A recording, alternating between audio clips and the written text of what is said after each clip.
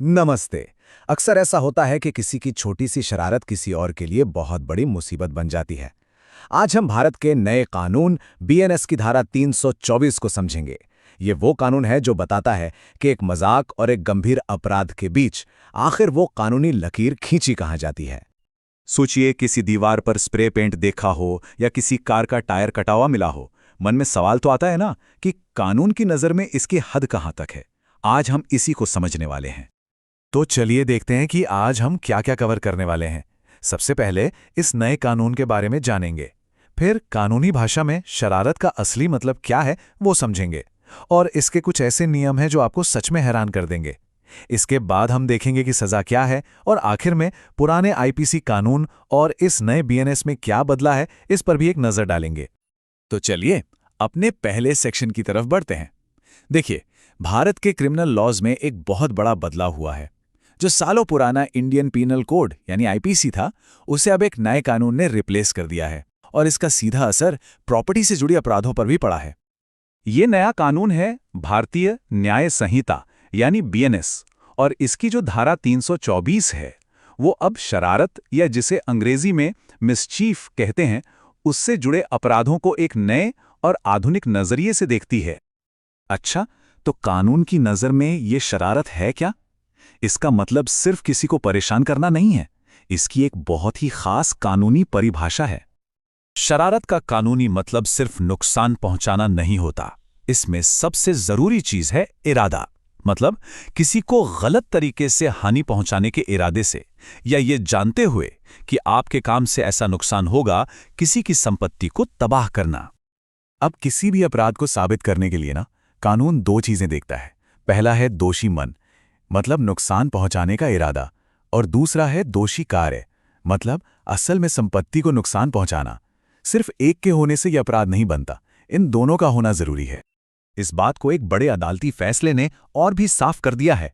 मान लीजिए कोई चीज गलती से या लापरवाही में टूट जाती है तो उसे शरारत नहीं माना जाएगा। अपराध तभी होगा जब ये जानबूझकर किया गया हो। और यहीं पर यह कानून बड़ा दिलचस्प हो जाता है, क्योंकि इसमें कुछ ऐसी स्थितियां भी शामिल हैं जिनके बारे में शायद ही कोई सोचता होगा। यहां एक मजेदार सवाल है, क्या कोई इंसान अपनी ही प्रॉपर्टी को नुकसान पहुंचाकर शरारत का अपराधी बन सकता है?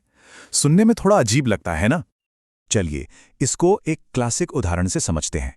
सोचिए, एक व्यापारी है जो कर्ज में डूबा है और वो अपनी ही दुकान को आग लगा देता है। अब देखिए, यहां दुकान तो उस मालिक की अपनी है, लेकिन उसका असली मकसद दुकान जलाना नहीं बल्कि इंश्योरेंस कंपनी से धोखाधड़ी करके पैसा लेना है। इसकी वजह से बीमा कंपनी को गलत तरीके से एक बड़ा फाइनेंशियल लॉस होता है। और कानून इस मामले में बिल्कुल साफ है, क्योंकि ये काम बीमा कंपनी को नुकसान पहुंचाने के इरादे से किया गया था। ये शरारत के अपराध में ही गिना जाएगा। और ये तो सिर्फ एक उदाहरण है।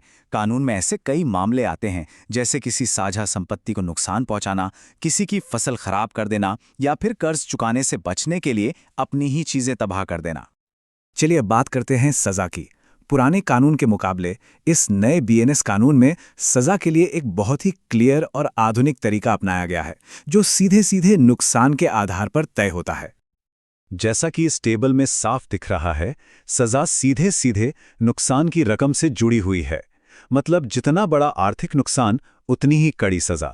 और एक बात पर ध्यान दीजिए, सरकारी संपत्ति को नुकसान पहुंचाने के लिए एक अलग से कैटेगरी बनाई गई है। कुछ गंभीर मामलों में तो शरारत के लिए सजा 5 साल तक की जेल और साथ में जुर्माना भी हो सकती है। तो ये जो सबसे कठोर सजा है ना, ये उन मामलों के लिए है जहां किसी की जान को खतरा हो, जैसे किसी ऐसी इमारत में आग लगा देना जहां लोग रहते हो, या फिर किसी गाड़ी की ब्रेक लाइन काट देना। तो अब आखिर में आइए नए कानून की तुलना पुराने वाले से करते हैं, ताकि ये समझ सकें कि ये अपडेट इतना जरूरी क्यों था। तो जो बड़े बदलाव हैं उन पर नजर डालें।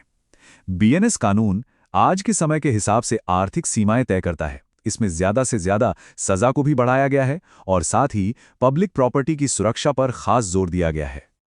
तो कुल मिलाके इस धारा 324 का निचोड़ ये है कि कानून अब अपराधी के इरादे को सबसे ज्यादा अहमियत देता है और सजा को हुए आर्थिक नुकसान के हिसाब से तय करता है।